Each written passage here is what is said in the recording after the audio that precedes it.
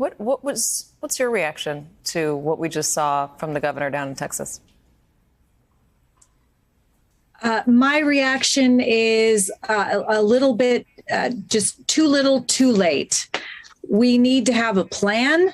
And every one of these school shootings is preventable. And the fact that I'm talking with you today, 10 years after Sandy Hook, 20 years after Columbine, and we're still having the same narrative, we're doing the same things over and over, always a step behind, is so frustrating. It's absolutely unbelievable to me. Are you still hopeful? I am hopeful. You know, this morning I was in a high school. I was speaking to 1,400 kids in the state of New Hampshire. I was giving them skills and tools to face their pain, to work through it, to be strengthened by it. And I think that that is a big part of the problem, that we have been reactive out of fear. And I think that we need to address some of our resources, that's time, energy, money, programming on being proactive and preventative. The fact of the matter is these school shootings are preventable. These are kids, young adults that are in pain. They're lonely. They have mental health issues. They have access to guns. And that is not a good equation. If we had given them, let's put it this way, Jesse wrote 3 words on our kitchen chalkboard shortly before he died: nurturing, healing, love. Anyone who can love themselves and love others is not going to want to hurt themselves or hurt others. This is actually something that we can teach. We can teach hate, as Mandela said. We can also teach love, and love comes more naturally to us. I think that, Governor Abbott said that that the shooter may have been pure evil. I honestly think that that's a cop-out. I think that that would mean that there was nothing that we could do. I don't think anyone is born evil.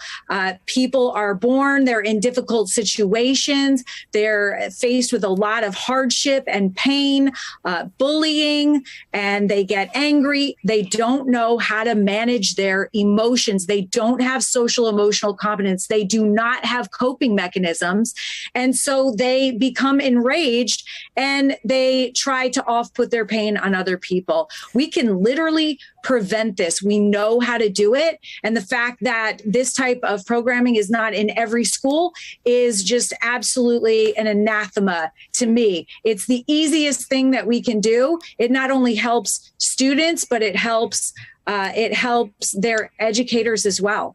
Almost all mass shooters are young men, and almost all of them are between the ages of 16 and 25 with easy access to assault weapons. How do you feel about having assault weapons on the market to buy, to have as a civilian? After Sandy Hook, I decided to not be against something. I mean, there was the gun control narrative then. It didn't work then. It's not working now. We have more guns on the street than ever before in the history of mankind. We have more violence. In fact, I think violence increased 30% last year. We can talk about that, but it hasn't happened.